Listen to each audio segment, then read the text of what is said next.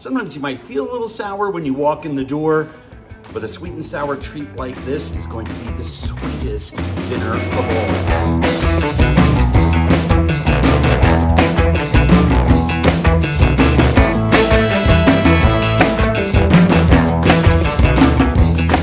Sweet and sour pork, it's what's for dinner. Comes together literally in under 30 minutes. This is the perfect weeknight treat. Trust me, you wanna learn how to make it? I'm gonna show you how. Just give me a couple minutes. You're gonna love it. So to begin to make this super easy weeknight sweet and sour pork, I like to get everything together at the same time. So I have all my mise en place. I've got my onions and some bell peppers and some pea pods cut up. I've got my hot chilies. I leave them whole. That way it's warm, not spicy. Break one up, it gets spicy. Leave them whole, it stays warm. I have some fresh orange peel. I have some fresh ginger slices. And I have some fresh garlic slices. I have about 1/4 cup of fresh squeezed orange juice. That's from the orange that I got the zest from, because orange juice is sweet and sour. I have another sweet component here. I've got a little bit of orange preserves and a little bit of sugar. You can use apricot preserves, you can use apple jelly even. I've got a little liquid seasoning here. This is rice wine. This has dark soy, regular soy, and a little bit of Chinese black vinegar. And I've got some pineapple that I'm gonna stir in at the last minute as well. But the star of the dish is the pork. So I need to butcher my pork shoulder and get that marinating. This is about 2 pounds of boneless pork shoulder, and I just wanna separate the muscles here. I like to do this myself and not have the butcher do it. It's so simple. I find that if I have pre-cut pork shoulder, it winds up being secondary product, right? And I just take away any pieces of external fat and silver skin and throw those in the garbage. And I just keep cutting pieces, because ultimately what I'm going to do is I'm going to want to make flats or cubes, whatever you sort of like, and I'm going to want to gently pound it. This is a very sinewy piece of meat from the end of that shoulder there. And what I'm going to do is I'm going to just slice off this fat cap at the end.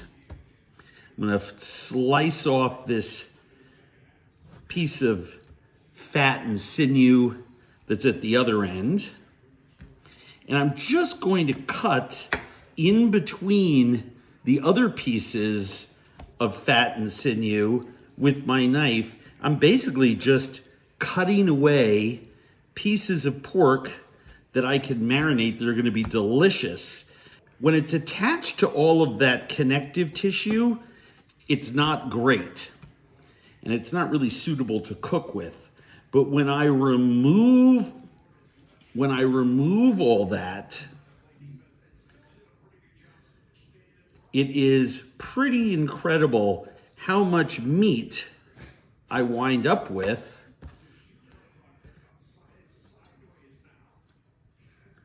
from a piece of pork that a lot of people would throw away.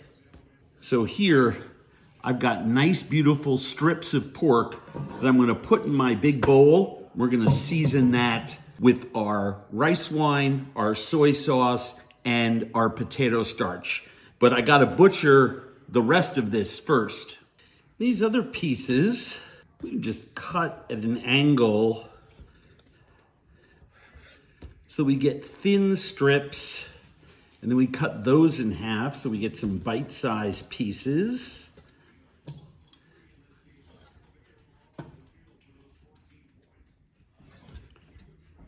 And then we do the same with some of these bigger, leaner pieces. Remember, this is shoulder, so it really does behoove you to slice thin, give some of those leaner sections a little pound with the back of your your hand.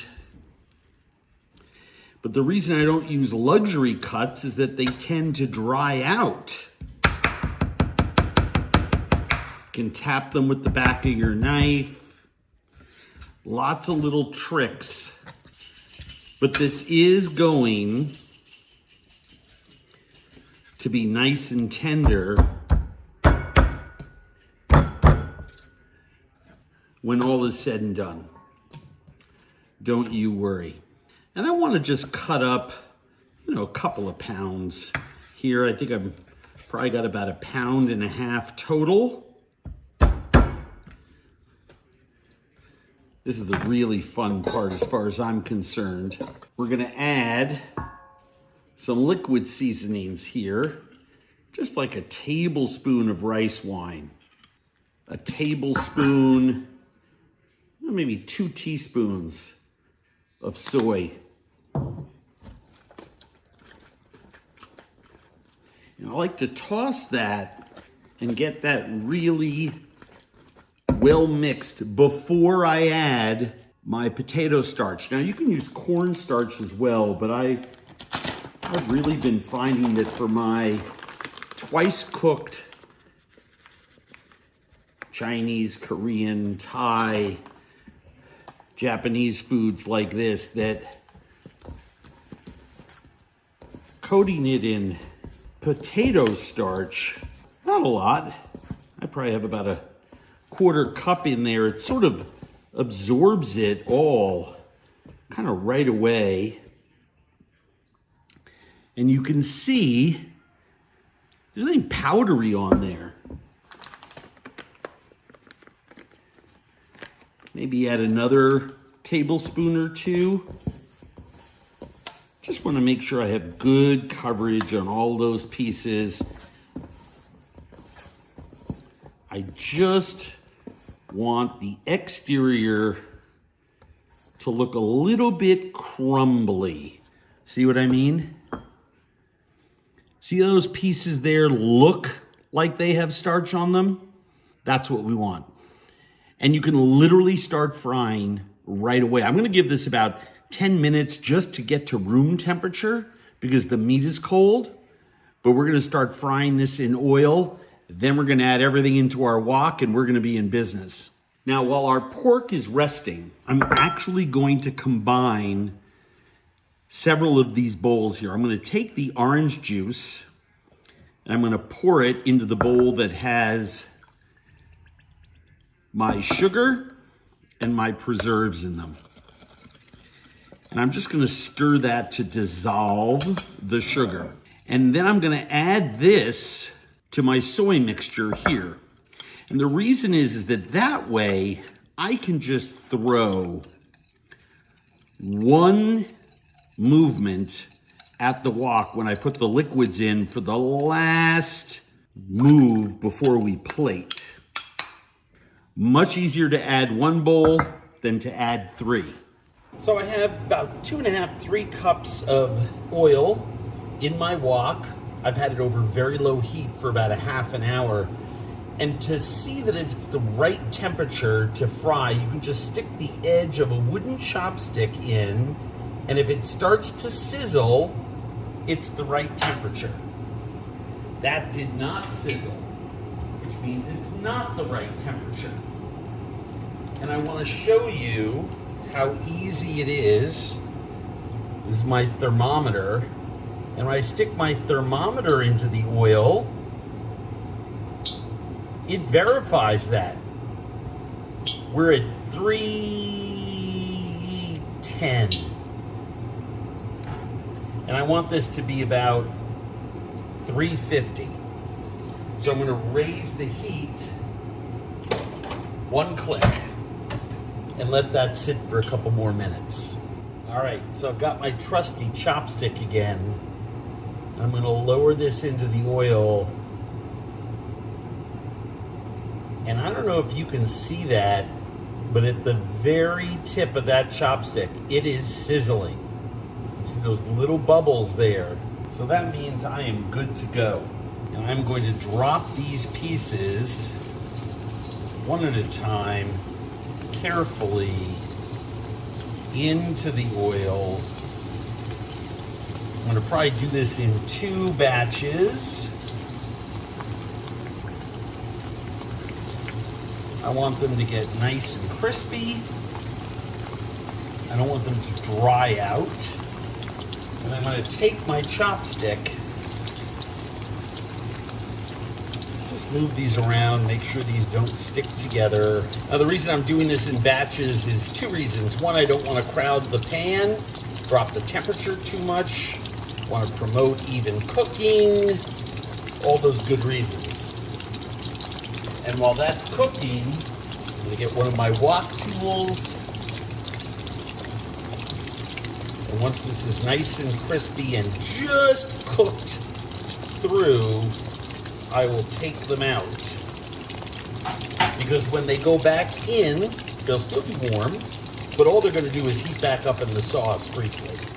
So this is really our chance to get the cooking done. That sizzling is moisture in the pork, leaving the pork and hitting the oil, right? That's what that boiling, sizzling on the top there is. So I want to make sure that that oil starts to quiet down. It looks brown on the outside. Some of these pieces are probably done, maybe some of the thinner ones. But I really want to make sure that this is cooked through and has been tenderized by the heat. And what's going to tell me that is when some of this boiling actually quiets down. It's not going to stop completely, but it's going to quiet down a little. Look at that nice crispy pork. That oil quieted down quite a bit in that pan.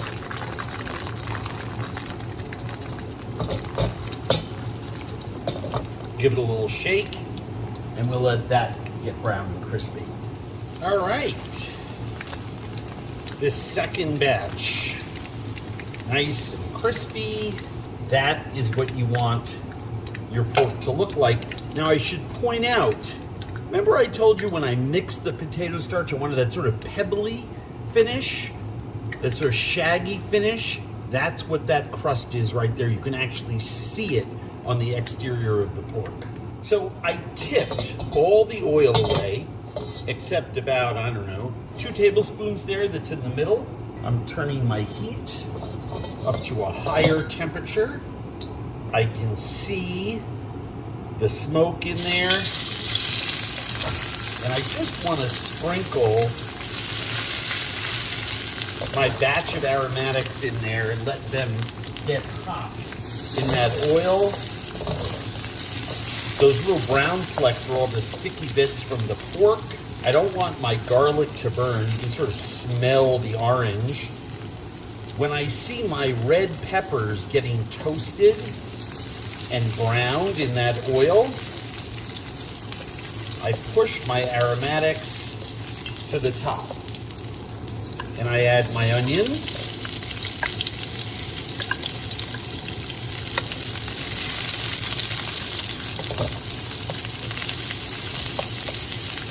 And my peppers.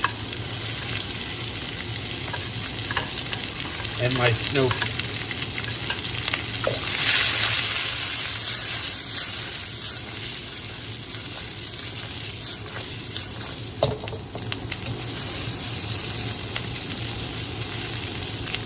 And yes, this lovely wok tool is one of my collaboration pieces with the folks at Blanc Creative.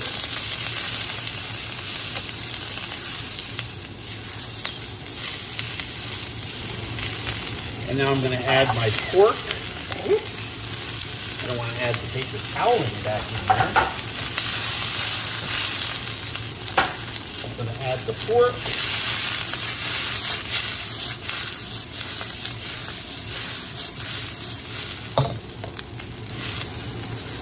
And my liquid seasoning.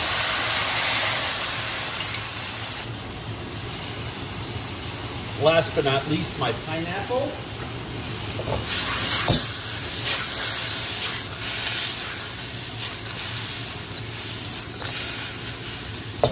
And I'm not using a cornstarch slurry of any kind here. I just want that sauce to reduce to a glaze around my pork and vegetables.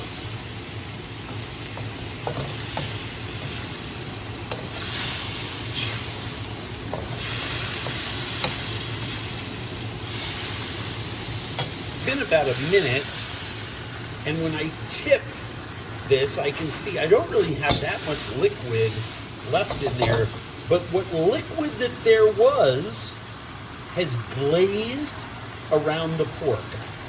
You can still see that the snow peas are bright green, the onions are still crisp. All of that is beautiful and crisp tender. This is a perfect batch.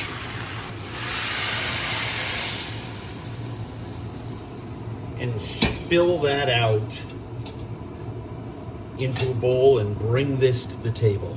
Just the perfect weeknight dinner. Who does not love this classic of international cuisine? Crispy glazed pork, pineapple, no gloppy brown sauce, orange peel, snow peas, onions, peppers, fresh pineapple. Make a big batch of rice and get on this.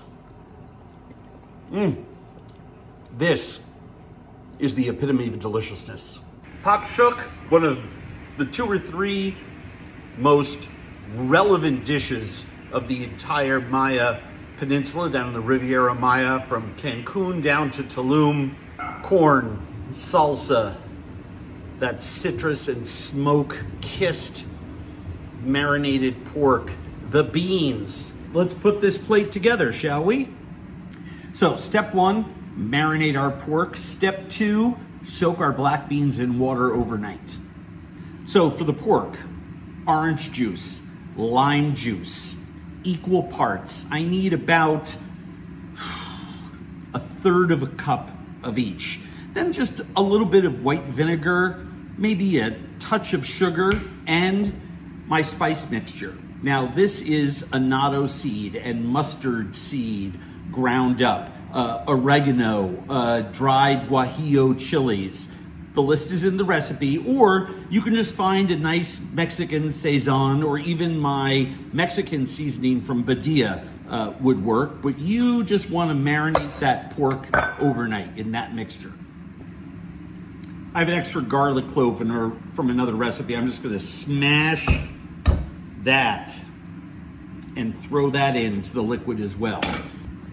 So I've got this liquid seasoning of orange juice, lime juice, a little bit of white vinegar, my spice mix, and some garlic. And I'm just gonna let it sit like that for 20 minutes, 30 minutes so the garlic blooms. I have about 2 pounds of thinly sliced, beautiful species-specific pork that has some really nice marbling in there. If you're shopping at a supermarket, well, when I'm shopping at a supermarket, I use pork shoulder. And I cut it 1/4 inch thick. But here I have this beautiful pork. This is Minnesota Duroc pork from a farm. And you know where I get it? I get it at my local Asian market.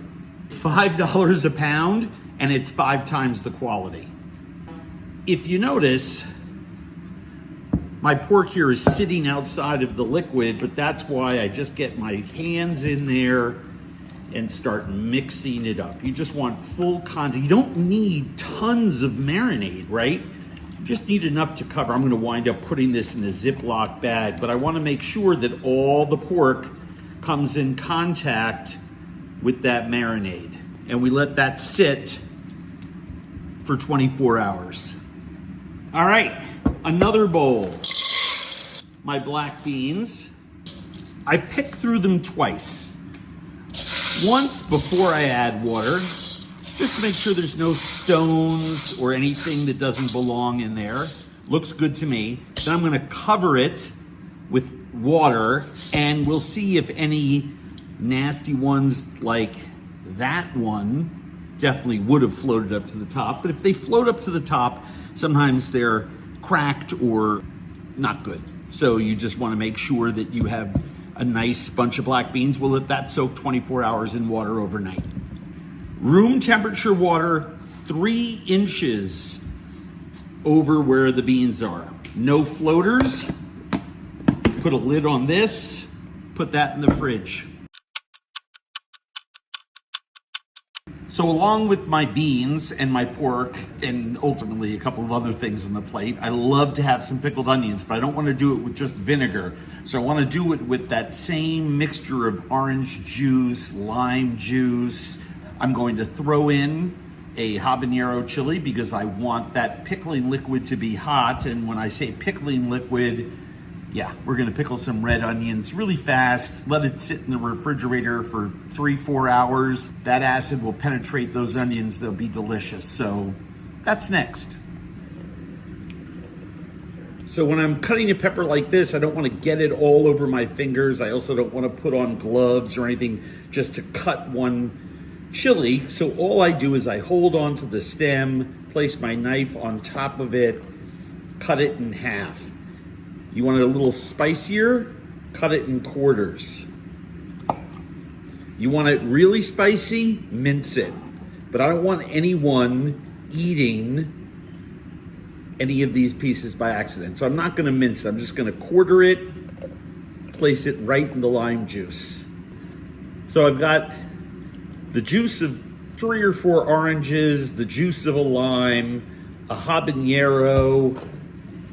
I'm going to add a little of white vinegar just to increase the acidity in there, replicate that sour orange vibe, and then we cut our onion. Cut the ends off, cut it in half. After this has been in here for a couple of hours, you're gonna be able to stick a whole other onion in there because these onions will start to wilt. Put a lid on that, stick it in the fridge, 4 to 6 hours. Works really, really, really well. All right, let's cook our beans. Remember, we had 3 inches of water, 3 inches above the beans. Literally, the beans have absorbed almost all of the water. We're gonna drain these and get these going with a little bit of onion and garlic. Really, really, really simple. We're not making a flavored bean. We're making a very, very simple bean. Cinnamon leaf or a couple of bay leaves, whatever you had, throw those into a pot. I have another habanero here. I'm going to cut it in half without cutting all the way through. You're gonna open it up like a flower so that all of that heat can get out as these beans cook for about an hour and a half. I'm gonna throw that into the pot. Onion. And with the onion, what I wanna do is just cut it into 6ths. Put that into the pot. Garlic. Just keep smashing cloves like this and add them to the pot. I usually put about 5 or 6. I love making, there's nothing better than making a pot of beans. I don't know what is more delicious than a simple pot of black beans. Add our beans. I drain the water away.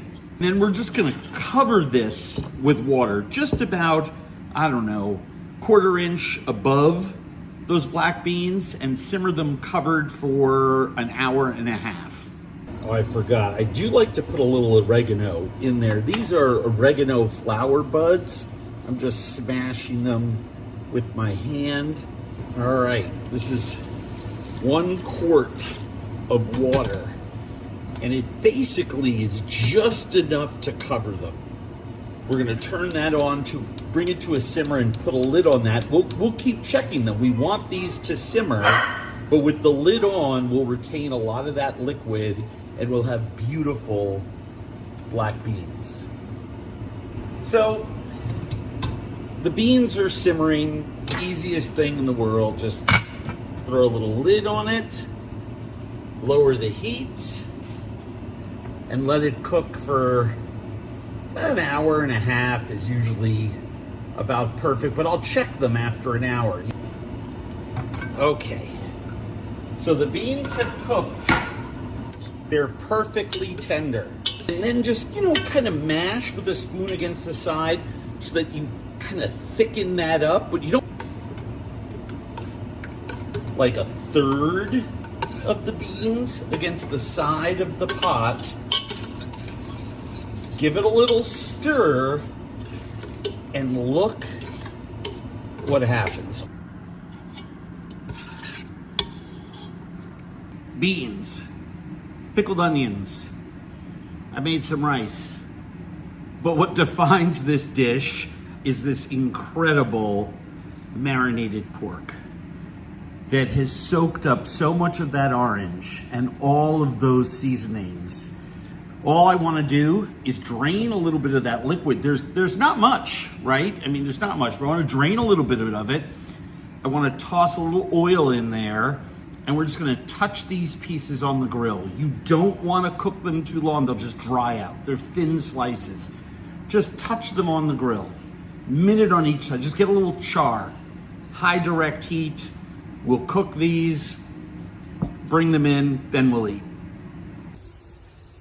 We're just gonna lay these slices down as best I can.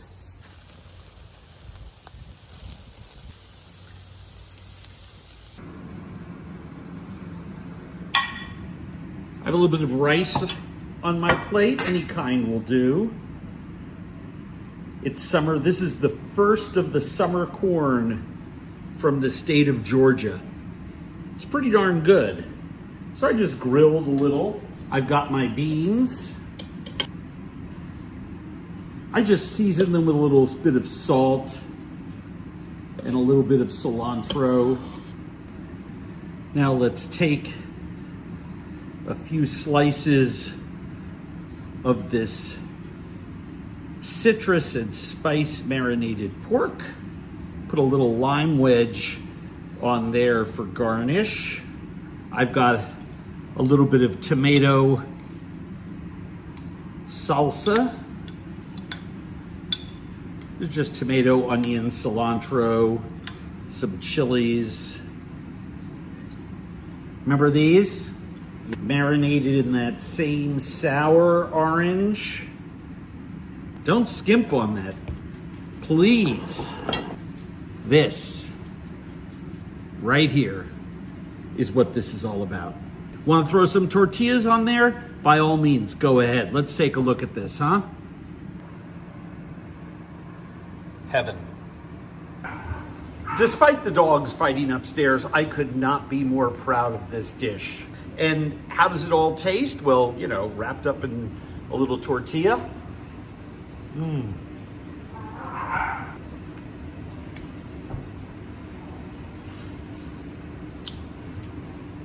All the flavors of the Riviera Maya on a plate.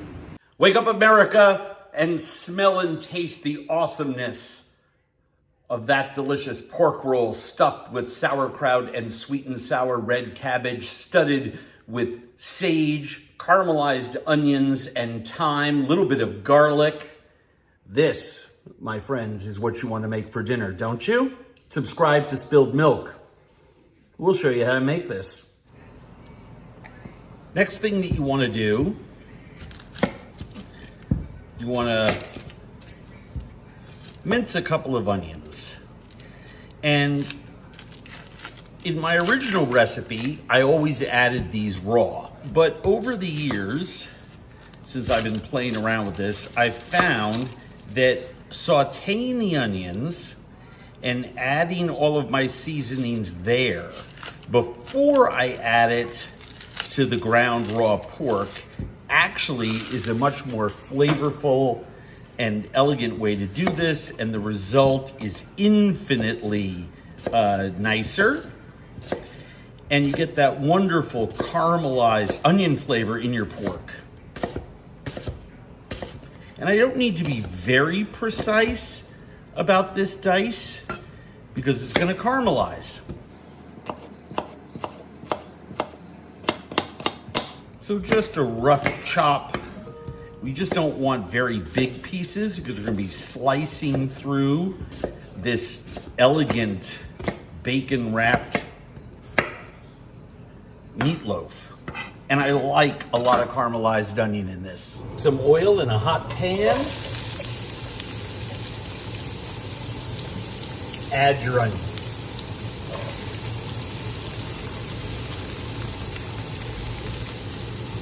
And then season them well with salt. Draws out the moisture, helps them caramelize a little more nicely. And I like to season every single element that goes into this dish. And once you see this mixture get nice and caramelized and toasty, we start to add our other seasonings. First thing I want to add is I have a little bit of minced chili from my garden. You can use dried chili, fresh chili, whatever you want, or no chili at all. Just gives it a mild warmth. And 3 cloves of minced garlic. And we add that at this point because we don't want the garlic or the chili to scorch or burn. Then I add some thyme and some sage. I like nice dried sage. This is also from my garden. You can buy conventional ground chopped sage. This is dried. It's really, really aromatic. I don't like to use powdered sage, but you can if you want. Just don't, and you can use fresh sage too. Just make sure that you cook it well. So I add the thyme and the sage. And we're just warming that up in the juices from the onions, and it just gets aromatic almost right away. I just turn off the heat and let that cool. And this is the fun part. Once we mix our force meat together, we're gonna stuff it with our fermented mixtures. The first one is this sauerkraut here. I have about 2.5, 3 cups of sauerkraut that I've squeezed dry. I don't want a lot of sauerkraut juice in there. And then this is 2 cups of sweet and sour pickled red cabbage. And I'm gonna lay them in separately so we get a really nice colorful effect in there. But that blending of the cured and the pickled is going to give just an insane piquancy to this pork. It's gonna cut through the richness of the meat itself as well as that bacon. It just makes an ideal stuffing for this delicious meat roll. And you wanna season it with salt.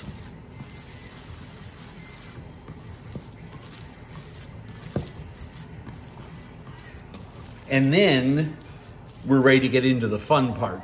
So I just put my meat mixture, making sure to get everything out of the work bowl, and I put it here on my piece of butcher paper. You could use saran wrap, you can use whatever you like, and you want it to be, I don't know, about 1 inch thick and about the size of a brownie pan. So I guess this is about 12 by 9, something like that. Super, super simple. Next thing that I want to do is I want to lay my sauerkraut in a somewhat even cylinder down the middle of this. And I want to leave about 3/4 of an inch to 1 inch at the ends there. Anything left over you can serve with your slices. And then I'm going to take my red cabbage and I'm going to do almost the exact same thing. I'm just gonna lay it next to it. Squeezing out any extra liquid that I didn't quite get to squeeze out the last time when I put it in that bowl, so that I have these 2 strips of stuffing right there. Now, a little tip on rolling. I probably have about 2.5 inches there, and I've probably got about 3.5 inches there in the area towards me. And the reason is, what I want to do is I want to flip all of this meat over the top. And before I close it, I want to pull it back to show you that my pork mixture here is almost touching the other side, right? I need this strip of meat right here on the bottom to complete the seal, so I actually have an even cylinder. And then I roll it out like this with my fingers. I'm not extending it, I'm just kind of sealing it. And then I seal the ends. And then when I peel this back and roll it back towards me, I can make sure that my seal is just perfect. And I tuck in those ends. Remember, I told you about how we're gonna button up our ends there. And the area where the meat is joined is now right here on the top. And then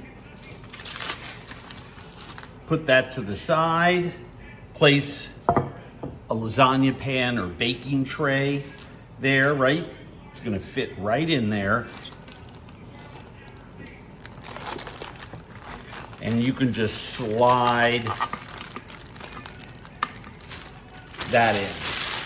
And I like to push this away from the edge just enough so that you can sort of breathe on the ends there. And I have this beautiful pork loaf, but it's not done yet. And now here's the fun part, or what I think is the fun part, and what really sets this apart from similar roasts is starting at this very end. We're gonna put our bacon strip over strip, letting them overlap, I don't know, 1/2 inch. And we are going to shingle our bacon on the top of this. See how I overlap it here and tuck those ends in? And you just keep repeating all the way down. And it is going to caramelize, baste this pork. Not that it really needs any more fat, but it helps. Every little bit helps. But more importantly, we put this bacon crust around the outside of it so that when we carve it, even a simple roast that's essentially just a meatloaf actually looks really, really, really elegant.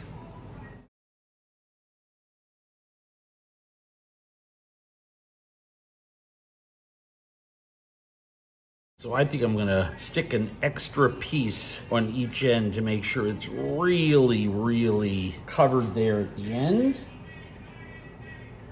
And I'm gonna do the same thing down here, just to make sure I am totally covered.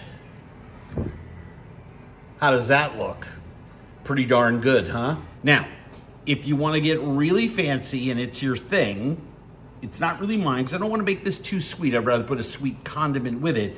But I do know some people who've sent me pictures who've made this recipe of mine and they put brown sugar over the top, which, look, I'm not gonna lie, if that's your thing, go ahead and do it. I endorse it, but I go into the oven plain with this. You can do 350, I think is a safer temperature for about an hour, hour and 15 minutes. You can go at 375. The problem is at 375, you risk burning your bacon before it's cooked all the way through. I like going at 350, and then if I need to, I can just turn on the broiler for 45 seconds to crisp the top, or I can just raise the temperature in the oven and crisp the top. It's super, super, super responsive because at that point, all the liquidized fat is out of the bacon, but typically I don't have to. Anyway, into the oven this goes. This beautiful roast goes into my oven. Now, I have set my oven to 375 because when I open the door, I'm gonna lose some heat. I wanna start cooking right away. I'll lower it to 350. Once it goes in there, open the door, in goes the roast, turn it down to 350 and let that cook. After an hour and 10 minutes at 350 degrees, there is your pork roll with sauerkraut and sweet and sour cabbage. Boy, is that stunning. I tip away the liquid, then I'm gonna plate it on this platter over here, and we'll see how it turned out. So I skimmed the juices, and I'm hanging on to those beautiful brown pan drippings, completely devoid of fat, just wonderful caramelized pork juices with all of those gorgeous elements from the onions. It reeks of the herbs that we put inside of there. Our meat has rested for a little bit. And let me show you what this looks like on the inside. I always try to do this with a serrated knife.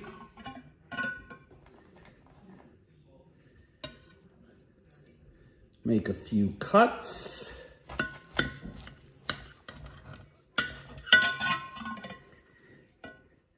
And this is what we have. Tell me that doesn't look awesome. Little parsley, a little bit of that incredible jus. You can serve this with roast potatoes, potato salad, spätzle, whatever you like. Just make sure to grab a fork and a knife and enjoy. And with a little dab of mustard,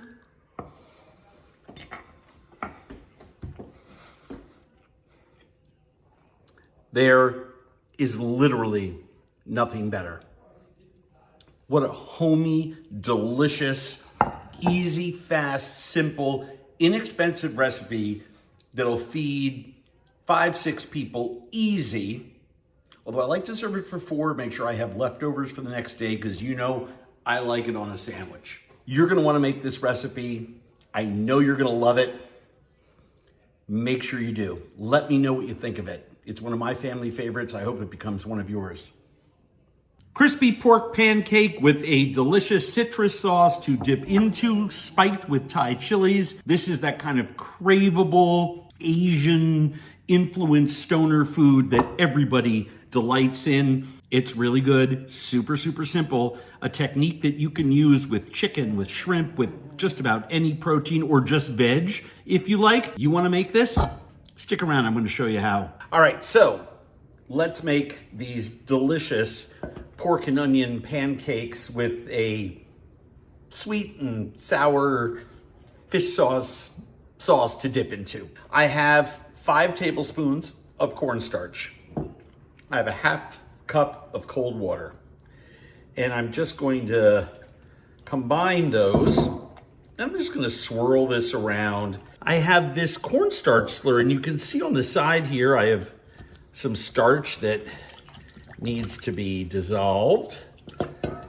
And once I tilt this and all the cornstarch is dissolved into that water, I am just gonna let this sit until the water becomes clear on top and the starch settles on the bottom. For any of you that have worked with cornstarch, you know that that is something that happens. And in fact, I have a little pot here. I don't know if you could see that, but this was a cornstarch slurry. Now it's just, you can see the water and the starch has separated, and I'm just gonna swirl this around. I'm gonna use this to thicken our dipping sauce later on, but you can see here a little shake and all of a sudden it's back to its old cornstarch slurry self. With what's going on here, it's starting to separate, and I'm going to actually pour away the water back into this container. I have a bowl here.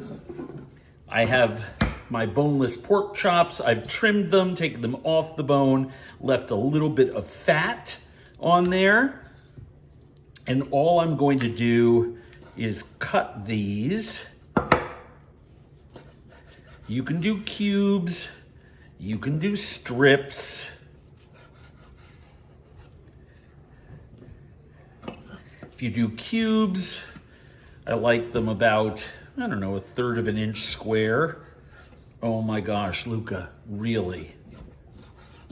This dog, the minute he hears a knife hit the cutting board, just automatically assumes that treats are for him. And now his sister, I can hear the pitter patter of her feet as well. So I've got some cubes there. If you want to do strips, I go even thinner across the narrow side, right? Not lengthwise, across. And either way works. I'm going to do this one into strips, which I like. I find it holds together a little better in the pan. And this is enough for 2 cakes. This is enough for 2 people. And that's how we start.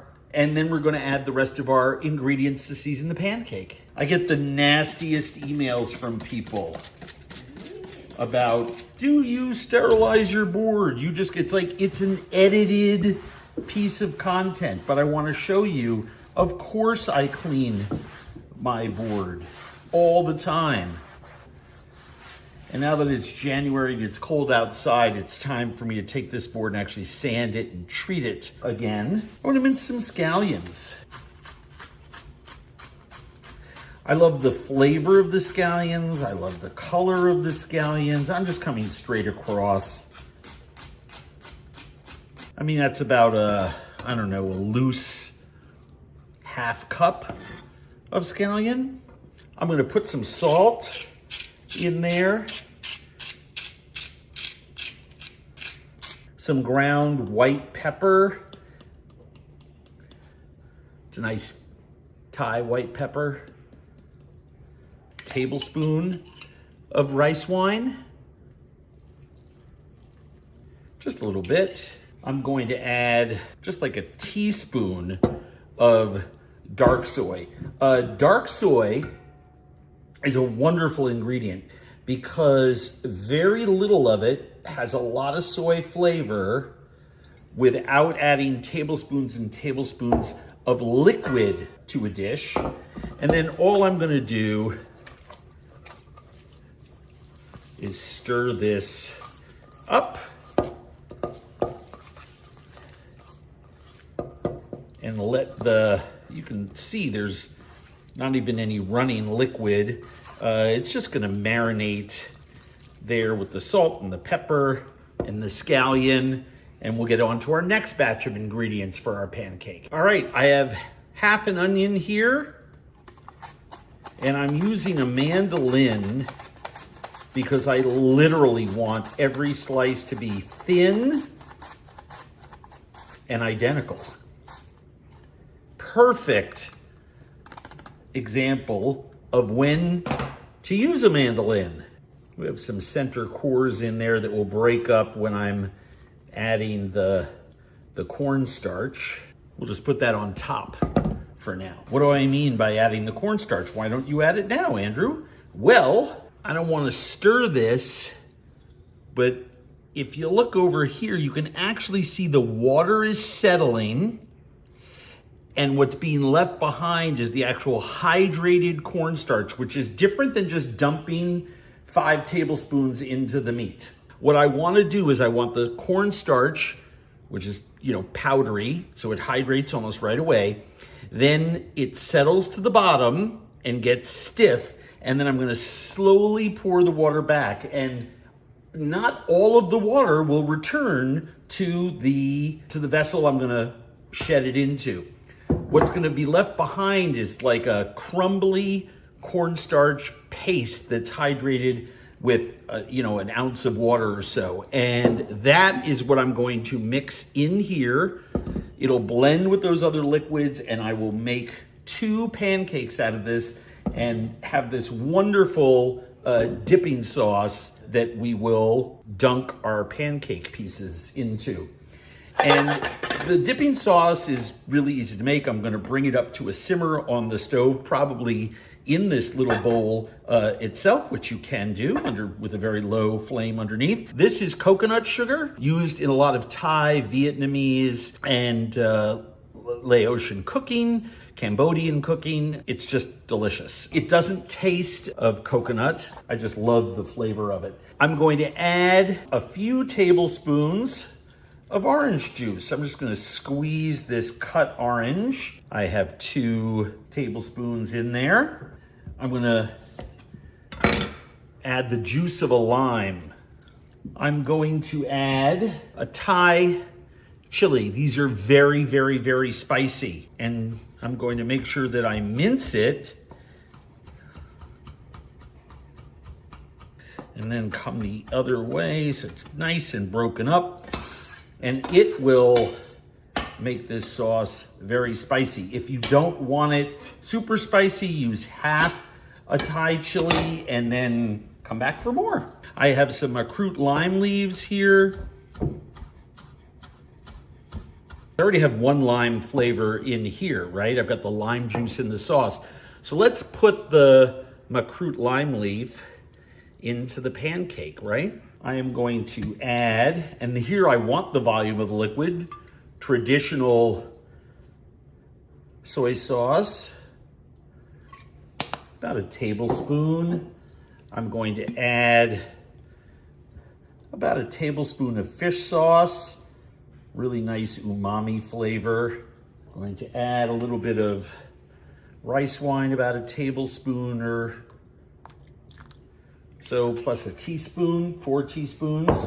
I'm just gonna put this over a really, really low burner just to heat it up. I want that sugar to start to melt, which, by the way, it's probably getting even soft in this liquid. And then I'm going to hit it with my cornstarch slurry. You can always add a little bit of water if you're looking to make more dipping sauce, but it's dipping sauce. It's not gravy. It's gonna be very strong tasting, but if you want, you can double up on this if you happen to really like it a lot. I think you will. And we'll taste it for seasoning, but I'm just gonna stick this on a low burner on the stove to heat up. I'm just gonna add some minced garlic to this dish. I added some little threads of ginger, just nice to bite down on little pieces. I'm not using a microplane because I don't want this to disappear on me in there and just be a pervasive background flavor. I want you to bite down on little bits of garlic and ginger in there. Just a culinary choice. So now we are ready. Take a look to see if our cornstarch slurry has separated, and it has. Let me see if I can bring you down onto that. You can see that there's about a 1/4 inch gap between the surface and where the cornstarch is. I'm just going to slowly pour off that water. So very carefully, because I don't want to combine this again, I just want to slowly, I mean, I am going as slow as I know how.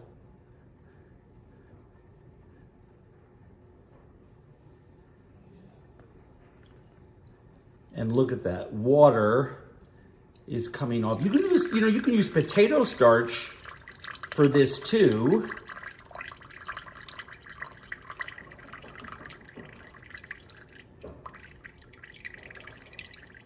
And there is that cakey stuff. I can almost grab a piece of it. Look at that.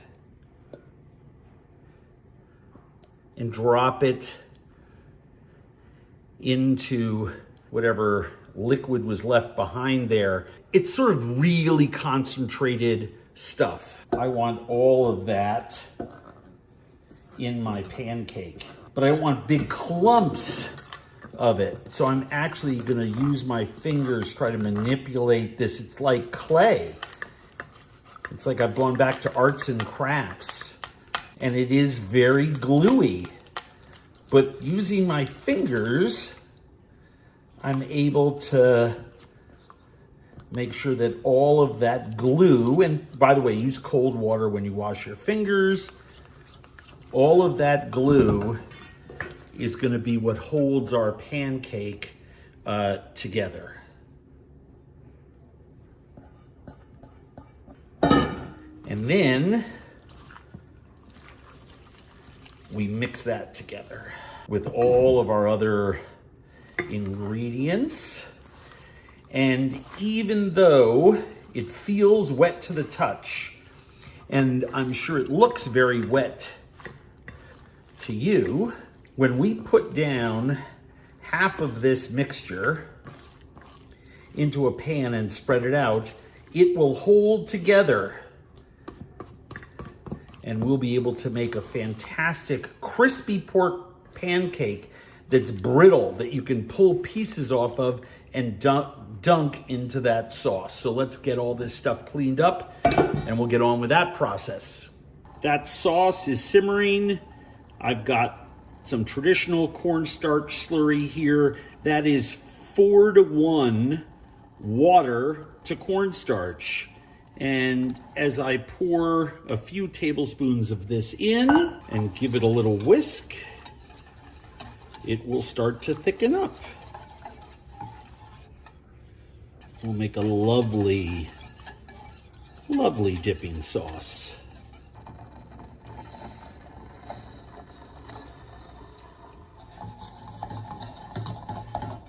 I can see that thickening up already.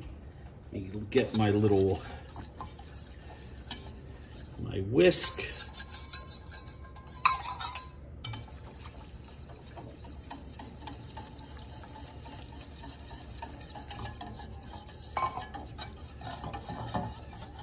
And you can see as this comes back to a boil, it gets nice and thick with all of those sugars in there, almost like jam.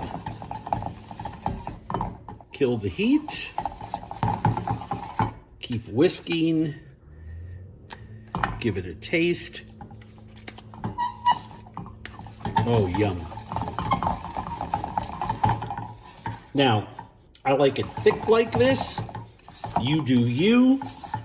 You just add as much cornstarch as you like. You just have to remember, cornstarch slurry is cornstarch and water, so sometimes it's a fool's errand. You just keep adding diluted cornstarch in there. So start out with a concentrated slurry. Look at that, it's like caramel. Love that. All right, preheated pan, a few tablespoons of oil, maybe 2 tops. And when this becomes nice and hot, which doesn't take very long, I'm going to give my pancake mixture another stir, because cornstarch settles. And I kind of divide it into 2 piles so I know which 2 I'm going to make. And I add this in, and then I push it out.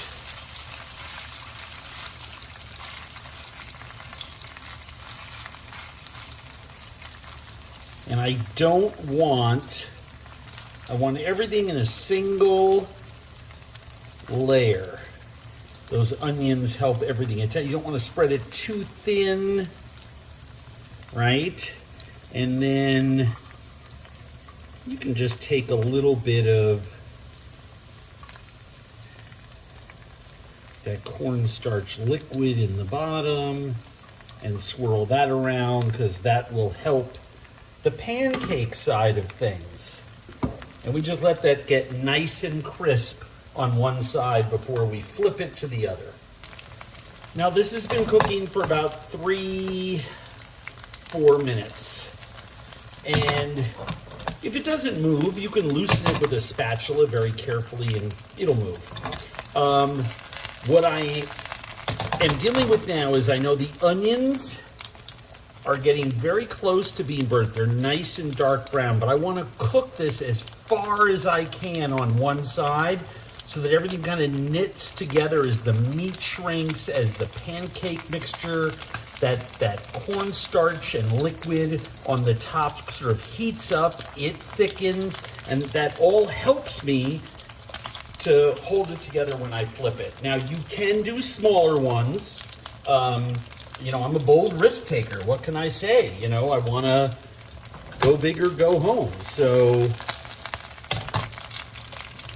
we can always go the 2 spatula route. And that's what I'm going to do because I can smell the onions getting burnt.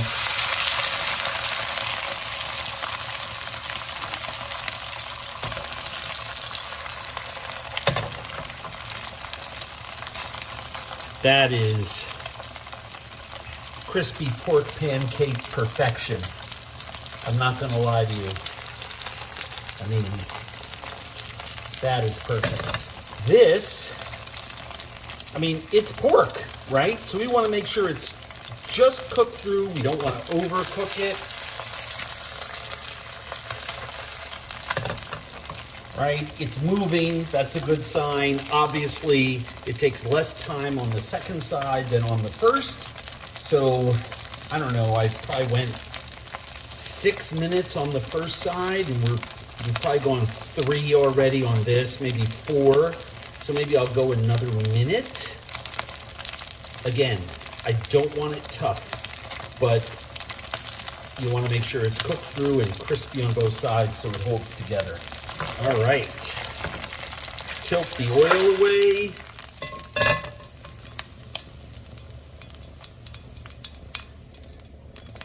Well, that is what that crispy pork pancake looks like. The citrus dipping sauce comes out looking like dulce de leche. I mean, it is fantastic. But look at that incredible, incredible pancake.